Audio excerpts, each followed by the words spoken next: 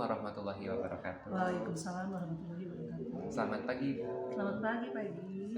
Pada kesempatan ini saya melaksanakan aksi nyata modul 2, Ibu, Ya, tentang supervisi dengan pendekatan coaching. Insya Allah besok Ibu akan masuk ke kelas. ya insya Allah akan masuk ke kelas 11 IPS 6, Pak Egi ya. Izinkan saya untuk ikut, Ibu, Boleh. untuk Ikut supervisi. ya, siap, Pak Egi. Kira-kira untuk besok pagi tujuan pembelajarannya apa ini? Tujuan pembelajaran esok hari, satu, untuk peserta didik mampu menjelaskan pemanfaatan flora fauna yang ada di dunia, misalnya sebagai sumber pangan, sebagai sumber bahan baku industri, pemanfaatan sebagai objek wisata dan objek penelitian. Yang kedua, peserta didik diharapkan mampu mengetahui upaya-upaya yang dilakukan untuk mengkonservasi keberadaan flora fauna yang ada di Indonesia dan di dunia. Lalu area apa yang akan Ibu kembangkan yang hendak akan dicapai, Ibu? Area yang akan dicapai dalam pembelajaran kali ini adalah merangsang keaktifan siswa dalam pembelajaran geografi, terutama pada saat sesi diskusi. Yang kedua, ada pengelolaan kelas, terutama mempersiapkan siswa di kelas dibagi dalam 4 kelompok untuk mempresentasikan mulai dari persiapan sampai dengan tahap pelaksanaan dan di akhir. Ya. Pada pertemuan besok hari kita menggunakan metode diskusi, ya, di mana siswa dituntut untuk aktif di semua bagian dalam diskusi, sebagai pemateri, sebagai audiens, semua dituntut aktif dalam hal untuk pembelajaran kali ini. Ya, Pak Egi. Lalu strategi apa yang dipersiapkan oleh Ibu untuk mengembangkan area ini, Ibu? Untuk mengembangkan area ini, terutama yang pertama adalah saya menyusun RPP, ya, atau bahan ajar, modul ajar yang berdiferensiasi dan PSE. Ya.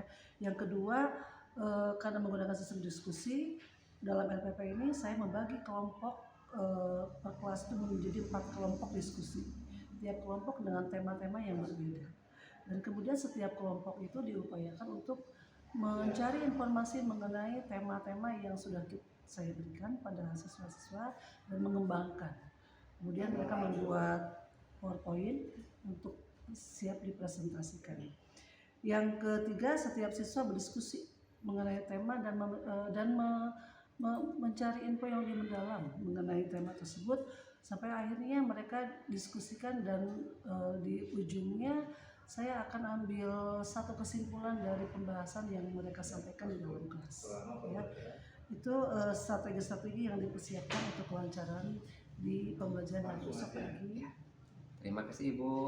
Izin untuk besok ikut membersamai Ibu di dalam supervisi berbasis coaching ini, Bu. Sama-sama, Pak Egi. Terima kasih. Terima kasih, Bu. Assalamualaikum warahmatullahi wabarakatuh.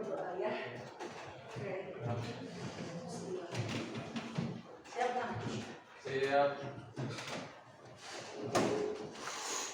Sebelum kita mulai pembelajaran, maka baiknya kita baca doa terlebih dahulu. Baca doa dalam hati dipersilakan.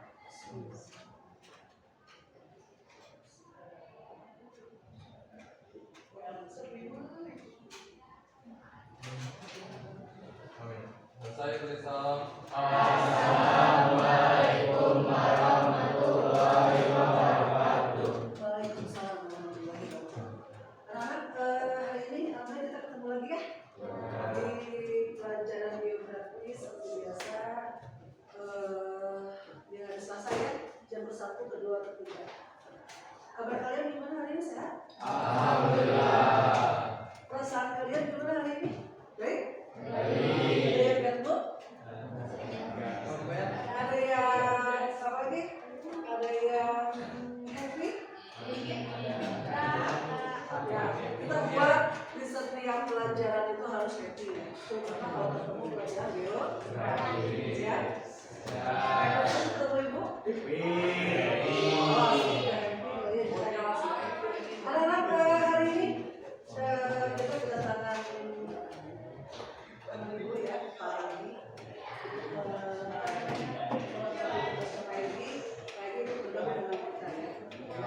Hari ini kita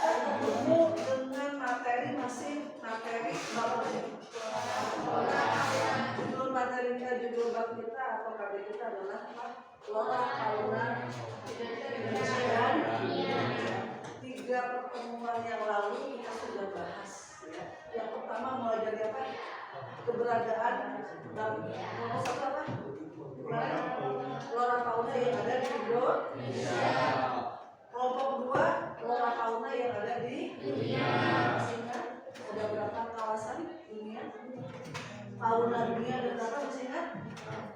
Ada 6. Ada mammal kedua, ya, Palearctic, Nearctic, Neotropik, Oriental, Ethiopian, Aus. Sudah kalian bahas bareng-bareng, sudah kita kaji bareng-bareng. Oke ya? Yang ketiga, kelompok yang ketiga mempelajari mengenai apa namanya? Konservasi. Kenapa ada konservasi waktu itu kita bahas? Kenapa? Kenapa flora fauna itu harus dikonservasi? Kenapa berpikir kemarin? Apa kesimpulan kemarin?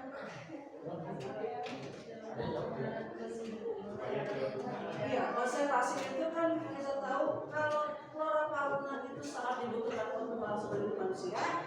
Dan manusia itu tidak semuanya sama memiliki sifat positif ya. Kalau itu merusak maka perlu ada perlu ada apa?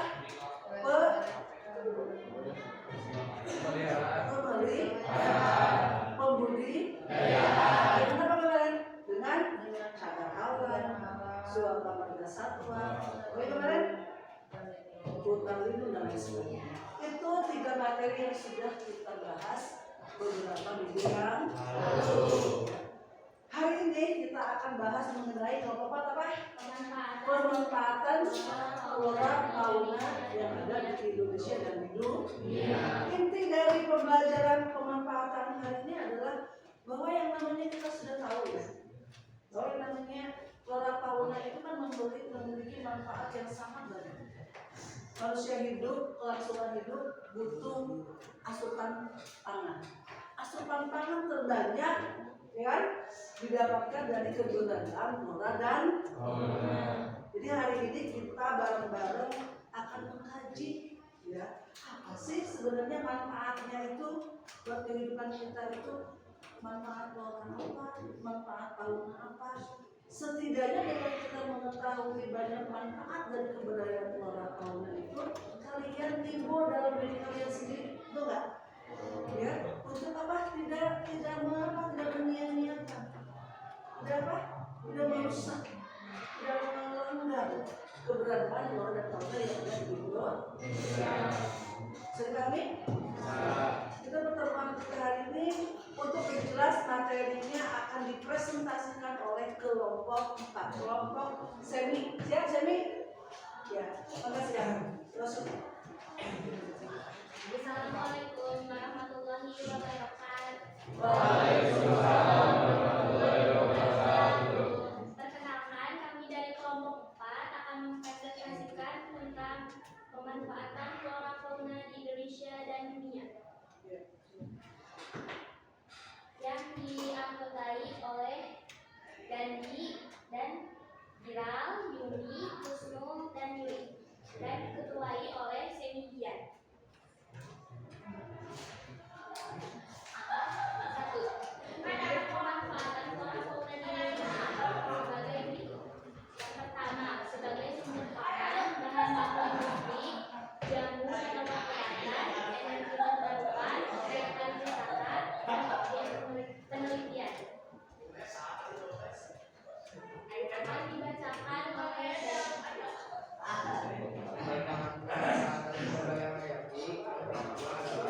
sebagai bahan pangan seperti sumber karbohidrat, protein, serat, protein dan digunakan.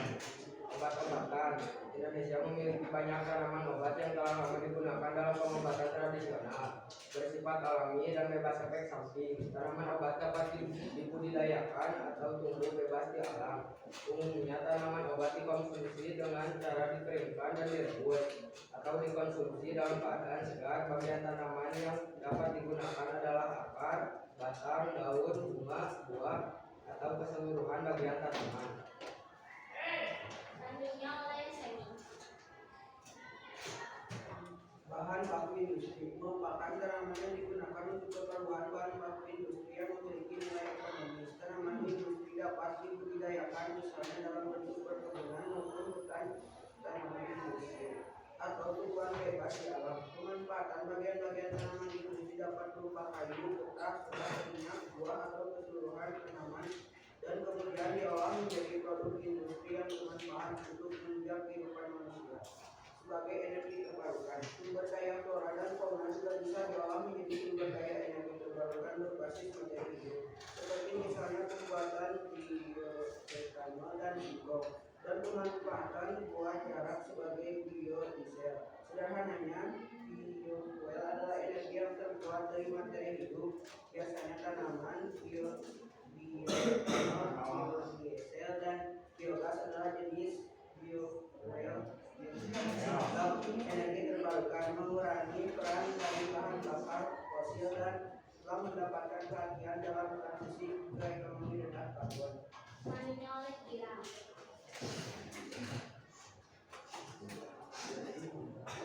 Sebagai objek pariwisata atau penelitian memiliki banyak hewan dan tumbuhan endemik seperti misalnya komodo, bekantan, orangutan, babi, rusa, harimau, binatang. Badak Jawa, burung bangkai, dan taman nasional yang tersebar dari ujung barat sampai ujung timur. Keberagaman sumber daya hayati menjadi objek wisata yang menarik bagi wisatawan lokal atau mancanegara sebagai tempat penelitian, rekreasi, dan pendidikan.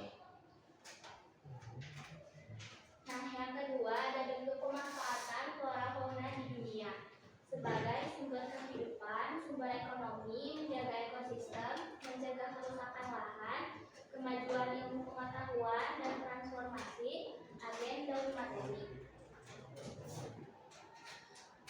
Akan dibacakan oleh Yuni. Kehidupan ini sudah pangan hingga obat-obatan bahan baku berbagai kayu sehingga didapat dari hutan. Sumber makanan manusia berasal dari tumbuhan dan hewan, dan obat-obatan juga berasal dari sumber dan beberapa hewan. Sumber ekonomi industri jadi desa sampai ekspor bertumbuh berkembangnya perekonomian negara. Sektor industri tidak bisa berjalan tanpa adanya bahan baku, misalnya tanpa adanya hewan yang dapat menghasilkan susu, telur, atau daging. Maka industri makanan maupun minuman tidak bisa berjalan. Selanjutnya oleh Kusno. Menjaga keseimbangan ekosistem. Adanya rantai makanan menciptakan keseimbangan ekosistem di lingkungan. Contohnya, jika sawah kehilangan populasi burung pemakan hama, maka populasi hama akan meningkat secara besar-besaran. Akibatnya, kualitas hasil produksi padi jadi berkurang. Oleh karena itu, keanekaragaman makhluk hidup berfungsi untuk membantu dalam menyeimbangkan ekosistem, mencegah kerusakan lahan. Keanekaragaman makhluk hidup dapat bermanfaat untuk mencegah terjadinya kerusakan lahan. Banyak jenis tanaman yang tumbuh di suatu lahan akan melindungi lahan tersebut dari terjadinya erosi, pengentasan tanah yang disebabkan oleh air hujan. Selanjutnya oleh Yulian.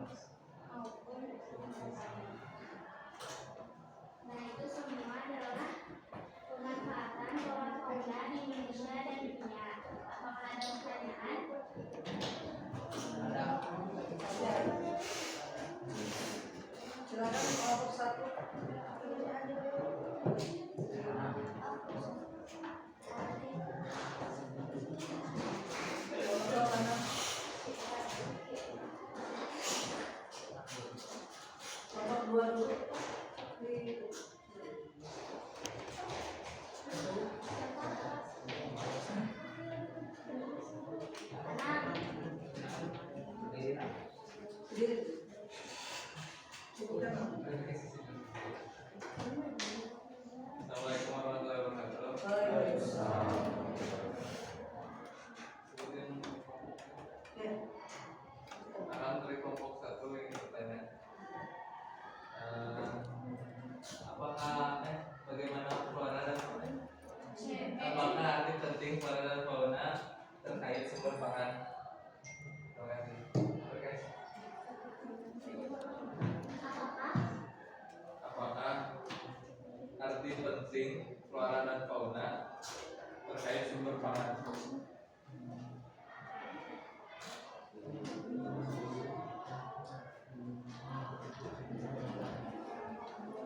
Nomor 2.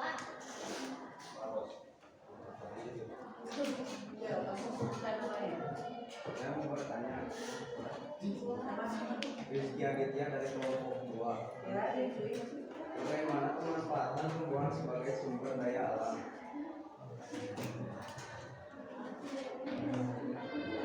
Pemanfaatan tumbuhan sebagai sumber daya alam.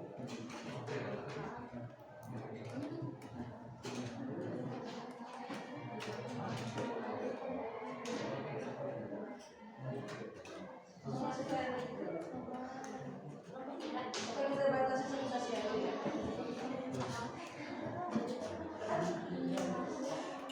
Izin bertanya, saya Raksasa dari Besar, kelompok 3. ya. Kalau soal yang ada dalam dalam materi nggak jelasin yang pengertiannya. Izin bertanya, kalau ada dalam materi itu apa?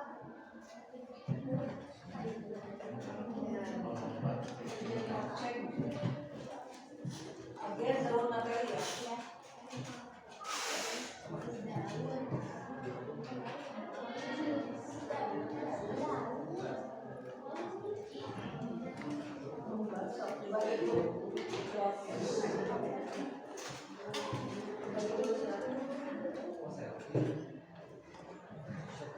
Materi yang di apa sudah ada di grup ya.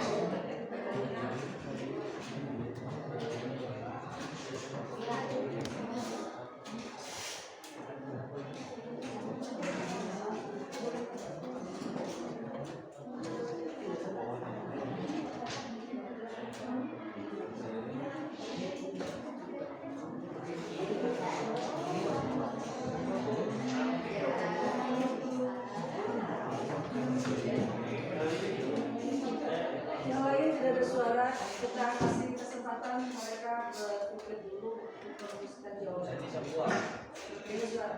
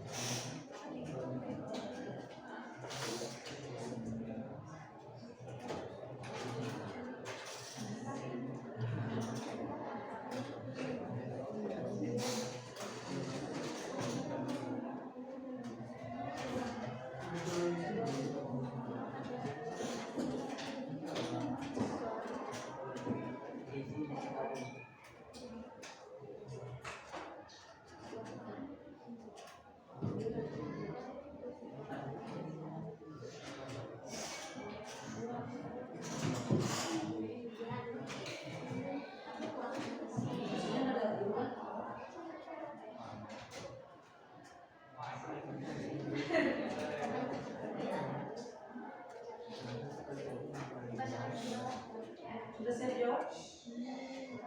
Yuk. Ya. Nomor 1, pertanyaan dari Hoirwan. Apakah dijawab oleh Dani? Mempunyai peran untuk menjaga keberlangsungan ekosistem. Salah satu bentuknya adalah sebagai elemen rantai makanan.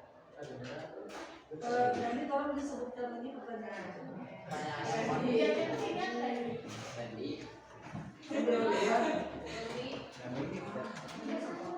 Yang satunya pertanyaannya apa?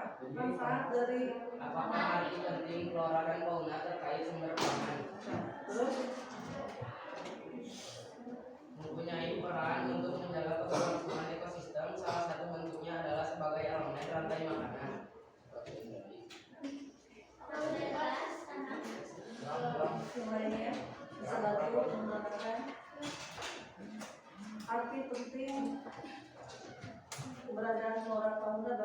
sumber pangan. Bisa lebih detail lagi? Yuk sana, yang lainnya. Saya mikirnya.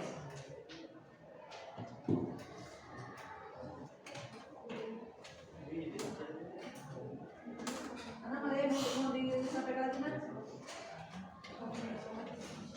Anak, apakah sudah bisa kamu itu jawabannya? Cukup.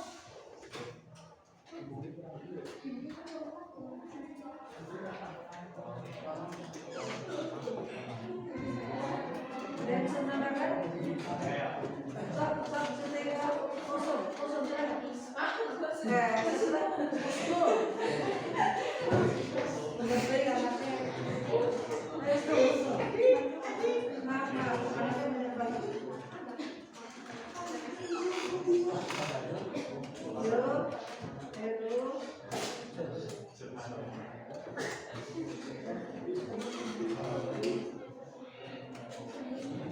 Tanya ibu kamu sudah bahas ya? Ya, sip.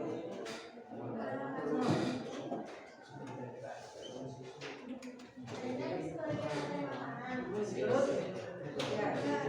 Sumber pangan tersedia seperti penyeimbang ekosistem. Jika ada satu saja spesies yang punah, maka kelangsungan hidup yang lain juga akan berubah. Oke, baik.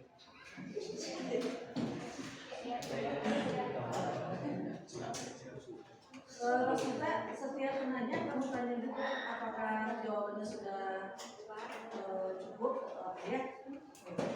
Silakan nomor tersebut. Alhamdulillah cukup. Selanjutnya yang kedua, pertanyaan kedua.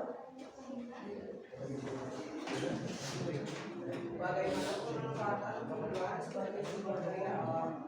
Sumber daya alam seperti bahan makanan dan minuman. Tumbuhan dapat dimanfaatkan sebagai sumber makanan dan minuman. Berbagai jenis tumbuhan dapat dimakan secara langsung atau diolah untuk dijadikan berbagai macam makanan dan minuman. Bisa kasih contoh misalnya? Contohnya apa?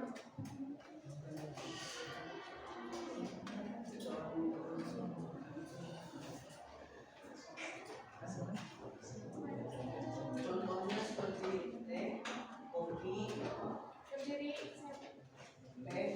sama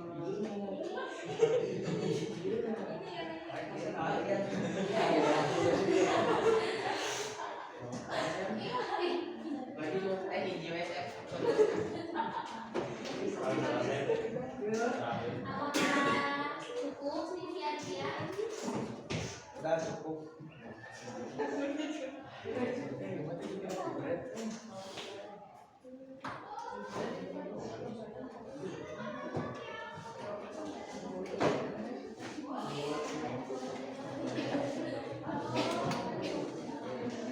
Selanjutnya,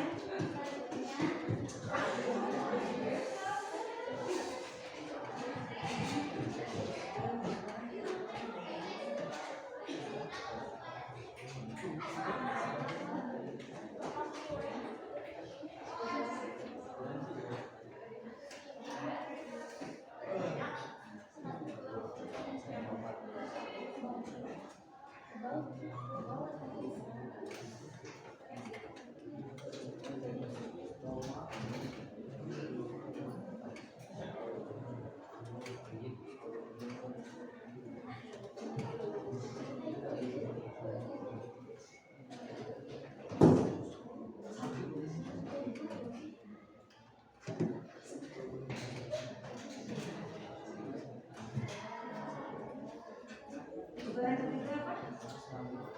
Akan dibacakan oleh kita. Kira, silakan. Siklus materi merupakan pertukaran atau perubahan yang terus-menerus antara komponen materi yang hidup dengan yang tak hidup.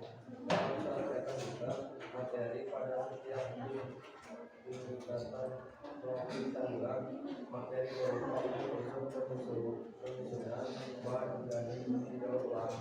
Apakah cukup Nafisa?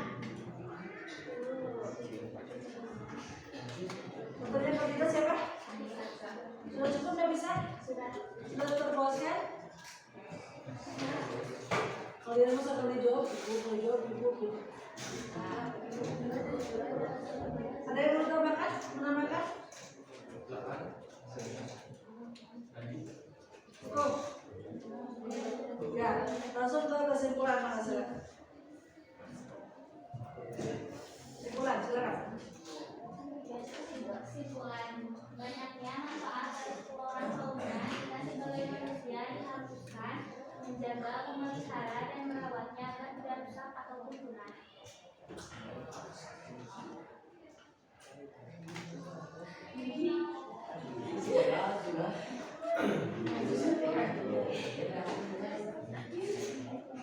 Mentari senja. Mulai terjatuh kapan dulu presentasi dengan wassalamualaikum warahmatullahi wabarakatuh.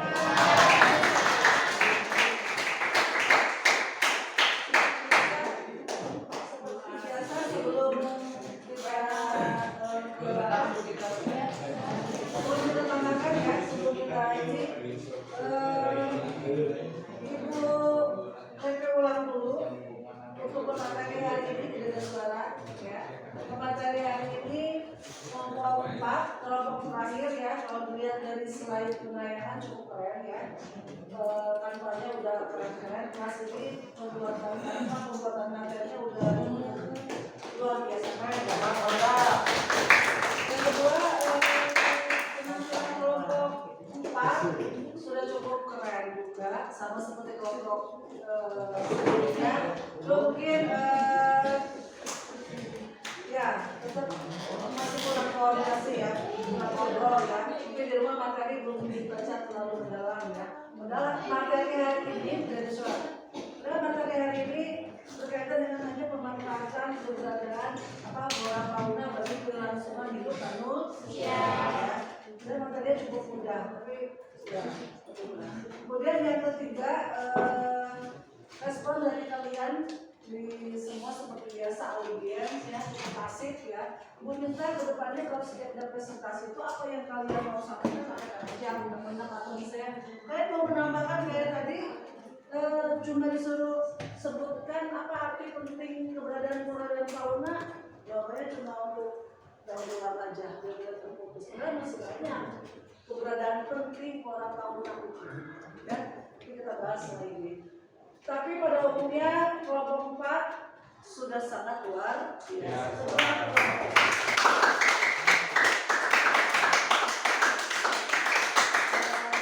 Kenapa harus pemberian materinya harus dengan cara diskusi ya?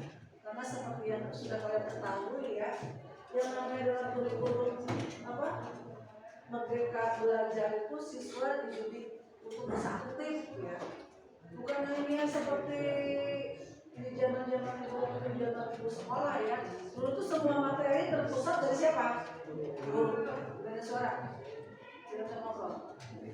Guru sebagai pusat materi. Kalau sekarang materi bisa didapat dari mana saja. Kalian dari mana saja ya, dari buku, dari Google, dari literatur yang lain, itu yang media online dan sebagainya. Sekarang sudah banyak sumber belajar itu. Oleh karena itu kalian dituntut untuk aktif, ya.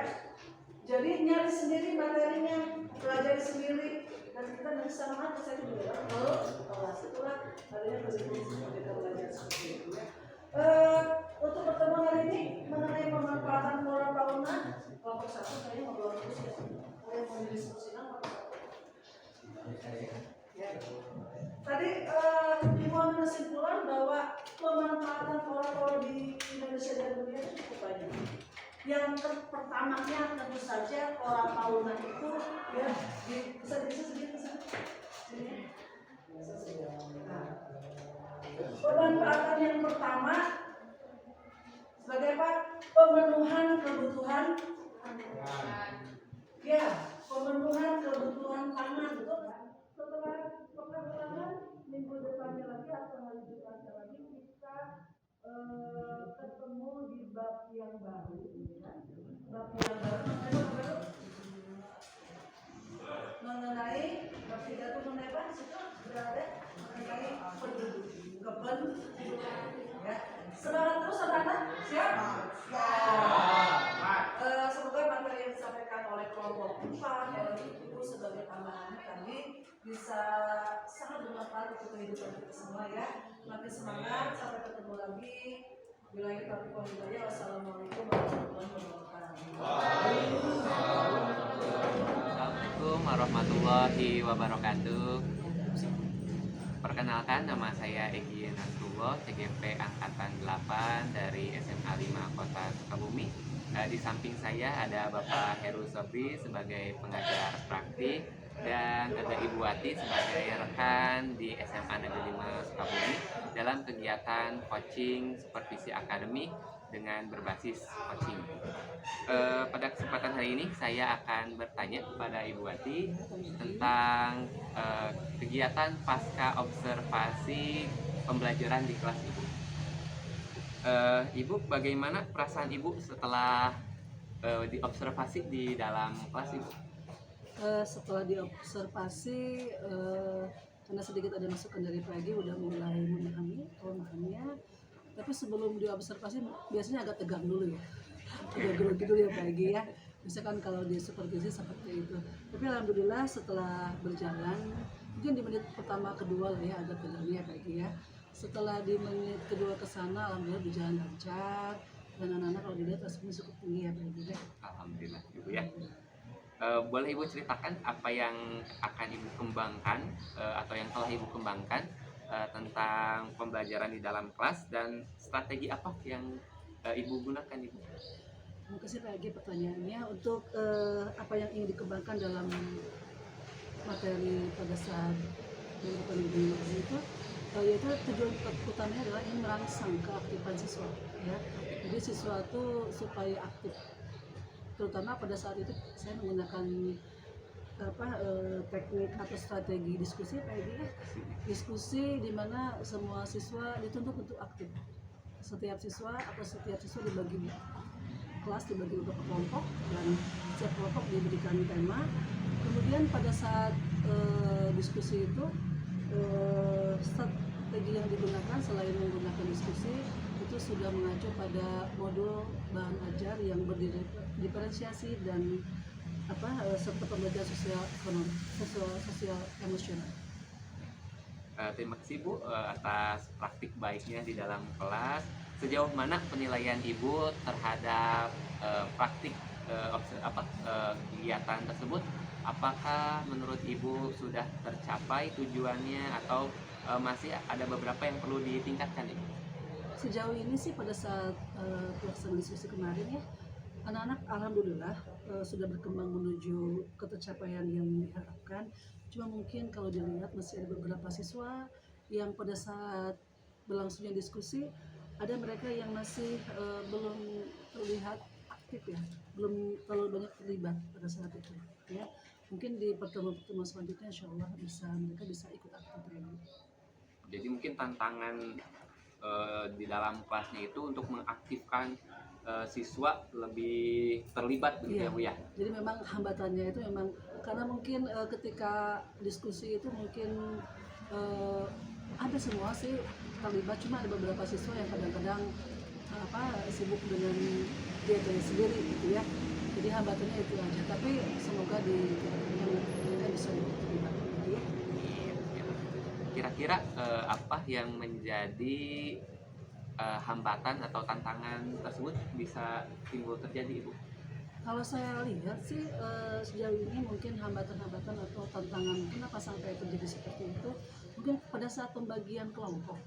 Pada saat itu mungkin saya pada saat pembagian kelompok tidak melihat kemampuan atau bakat mereka atau gaya belajar. Kan setiap siswa itu punya gaya belajar sendiri ya Pak Edi ya. Jadi saya tidak melihat langsung membagi saja sesuai dengan keinginan saya pada saat itu. Dan mungkin hal itulah yang menyebabkan sampai adanya beberapa siswa yang tidak aktif pada saat diskusi. Seperti yang kita ketahui bahwa siswa itu memiliki gaya belajar yang berbeda ya. Ada yang gaya belajarnya belajar visual, auditori, dan ada yang kinestetik. Mungkin hal itulah yang menyebabkan terjadinya hambatan-hambatan yang terjadi pada saat diskusi kemarin tadi. Lalu kira-kira bagaimana rencana Ibu ke depan untuk mengatasi atau mempersingkat atau mengatasi hal tantangan hambatan tersebut Ibu?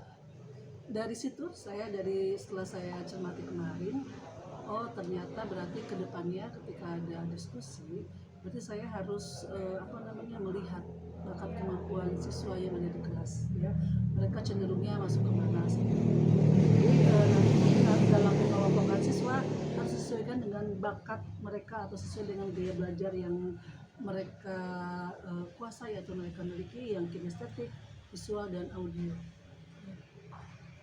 Lalu apakah Ibu mempunyai rencana untuk memperbaiki dan meningkatkan pembelajaran siswa ini kira-kira butuh berapa lama begitu Bu?